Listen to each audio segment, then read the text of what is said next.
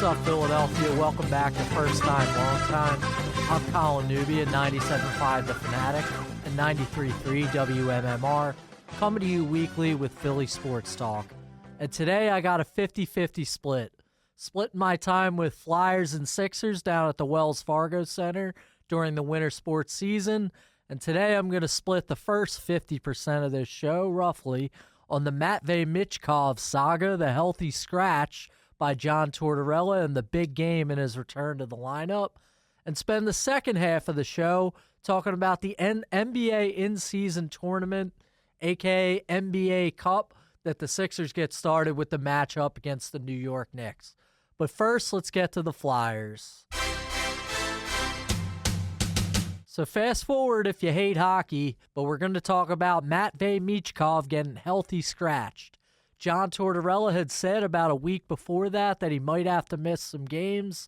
Tortorella had sat Michkov from a few shift rotations and games leading up to it, and he finally pulled the plug and took him out of the lineup. But listen here to what John Tortorella had to say after a game against the St. Louis Blues on October 31st. He's a 19-year-old kid playing in the best league in the world. I think he's beginning to see what the National Hockey League is, as far as the speed, as far as time and space, all the things that come with it. There are going to be some major struggles with him 5-on-5. We expect that. Where I'm going to have to teach, and in that teaching moment, I'm not going to tell you what it's all about, but if we keep on seeing the same mistake, he just totally is not concentrating on a certain part of the game. That's when, and I've been very honest with him about that. He's going to miss some ice. He's going to watch the game.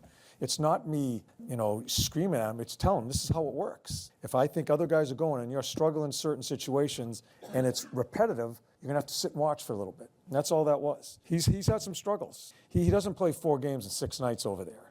He doesn't play against competition like he plays here. So there are going to be some major struggles within his 5-on-5 game. Power play, I feel very comfortable. He's going to do some things there.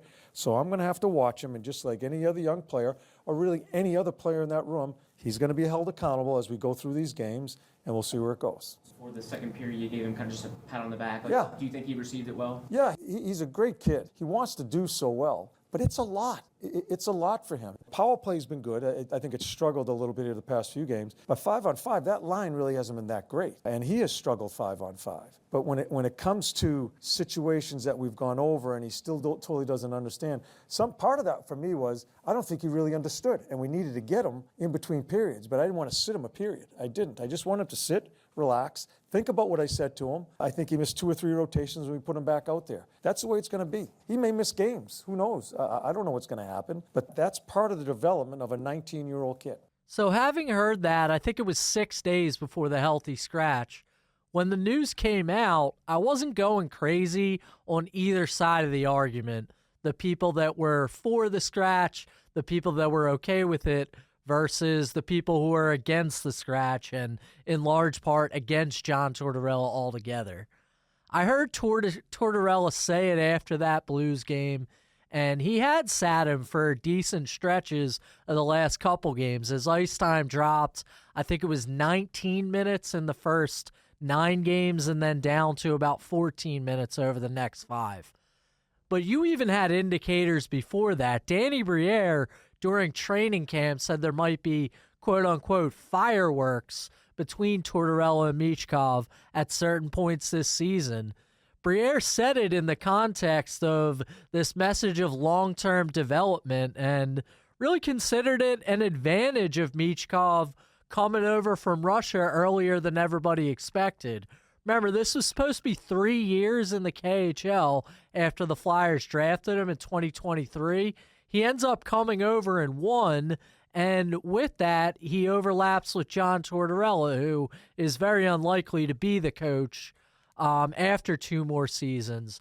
But now you have this match. You have very hard-nosed, old-school head coach like Tortorella, who has a Stanley Cup pedigree, and you've got a talented player with great skill, great vision, who has some holes in his game. And that was the book on him in the KHL and even as a draft prospect.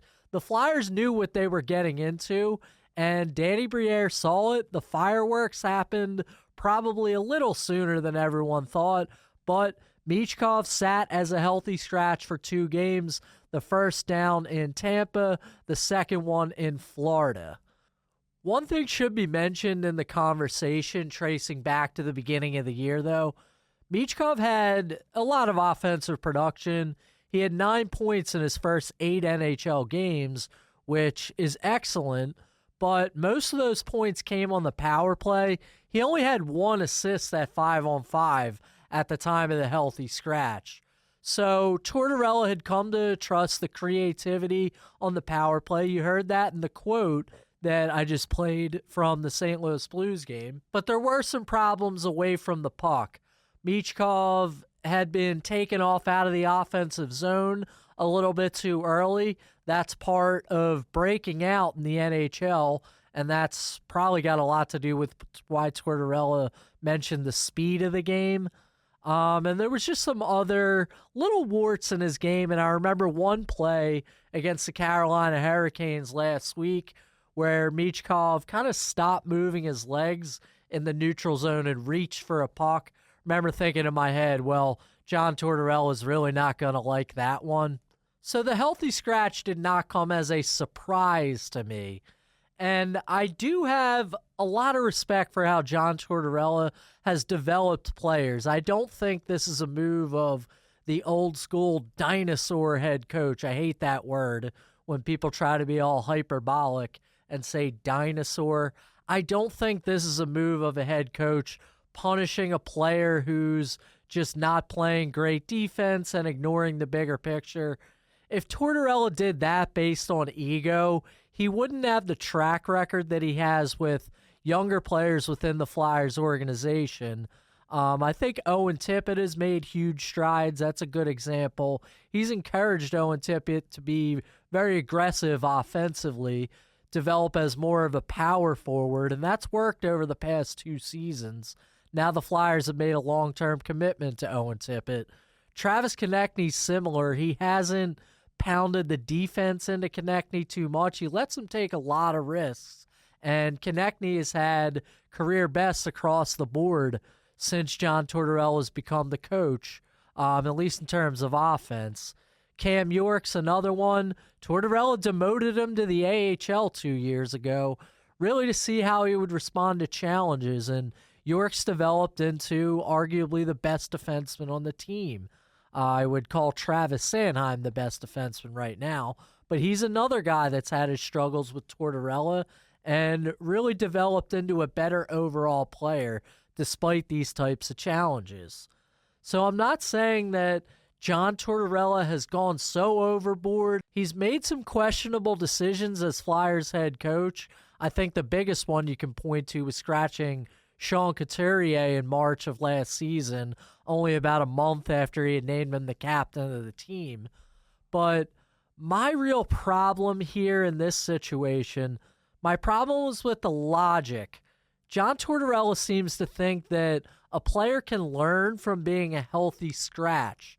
He doesn't look at the decision to sit Michkov as a disciplinary thing for failing to play defense or making a few mistakes. He seems to think, and at least he talks about this publicly, that this is a learning experience. When he gets to watch the game in the press box, maybe he's going to learn a little bit about it and recognize the mistakes a little bit more, see the veterans playing.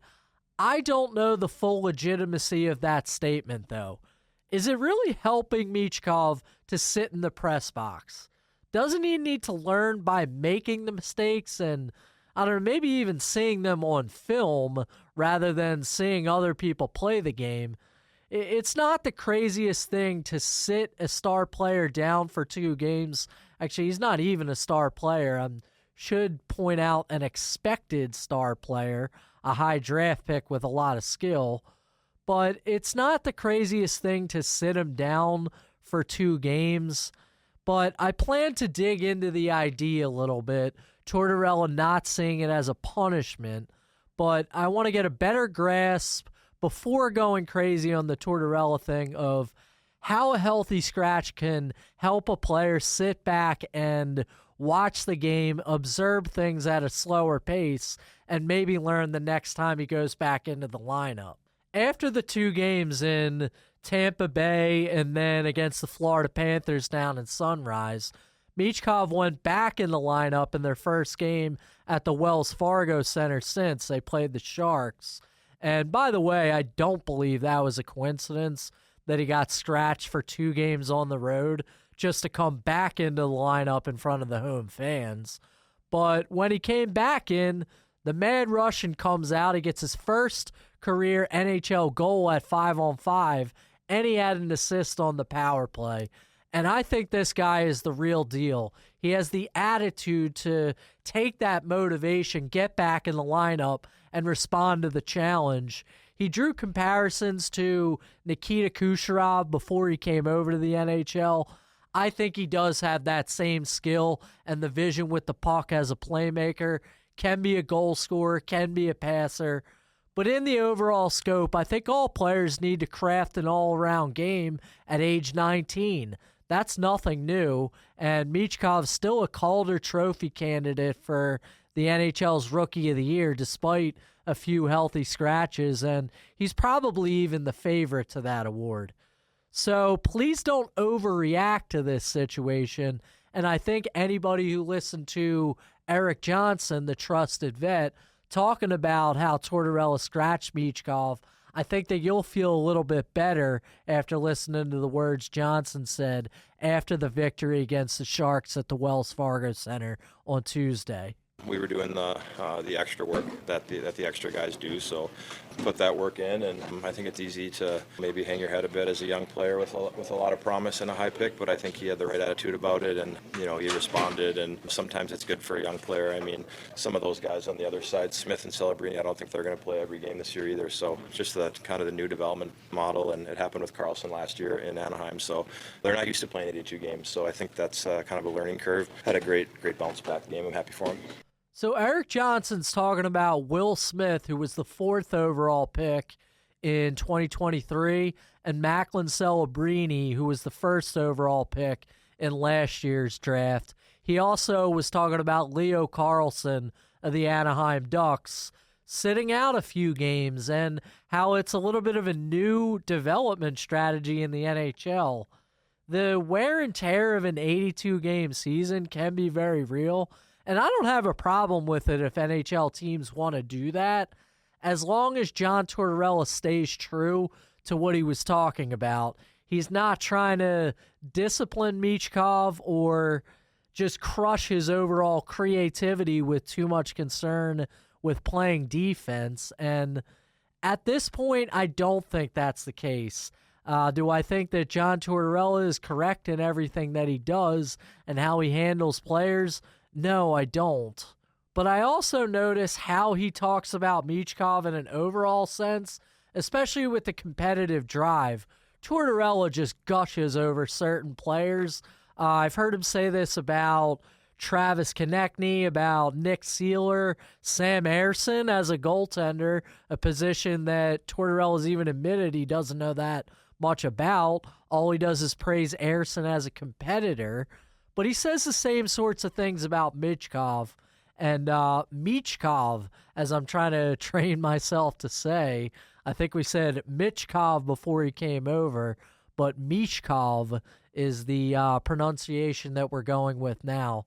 But the things that Tortorella says, it shapes my perception of how his relationship with Michkov is going to develop over time. And listening to Eric Johnson, at least that's one example of a player who I was able to hear speak that'll shape my perception of how other NHL players look at healthy scratches. And I hope to dig into that a little bit more. The Flyers plan on having Michkov around for like a decade or a decade plus, whatever it's going to be. So I'm certainly not just going to drop the issue. I want to dig into this a little bit more and hopefully get some greater insight for you guys from a player's perspective about what a healthy scratch really means in the NHL, how it can help a player or how it can impact somebody's confidence moving forward. But let's get to some Sixers talk after the break.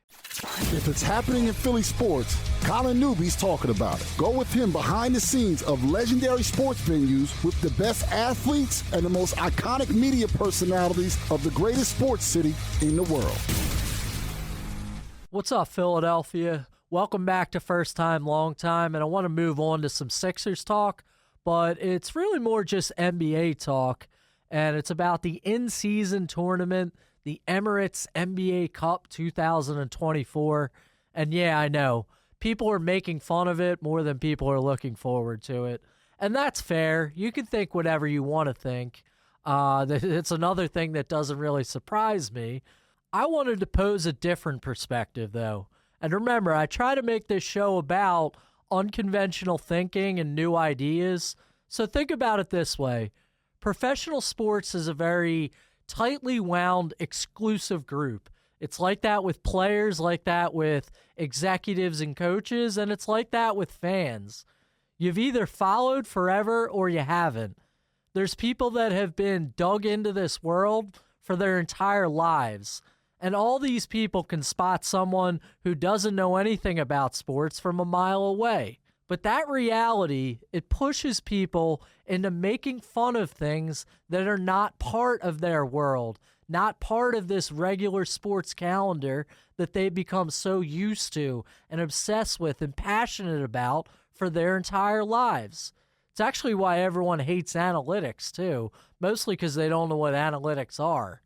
But I'm a little bit more optimistic, and I try to be open-minded about these ideas, and I think the NBA Cup really applies to what I'm talking about. I read a little excerpt from Sports Illustrated earlier.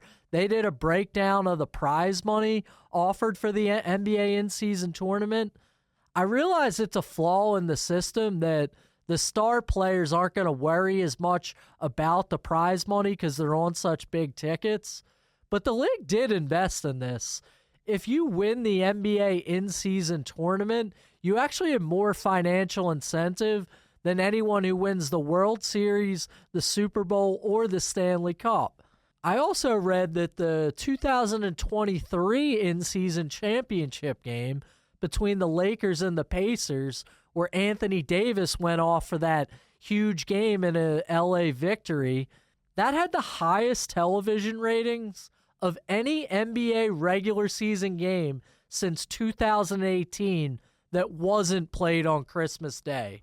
So that's a major accomplishment. And while people are still going to make fun of this in-season tournament, it doesn't sound like the best idea on the surface.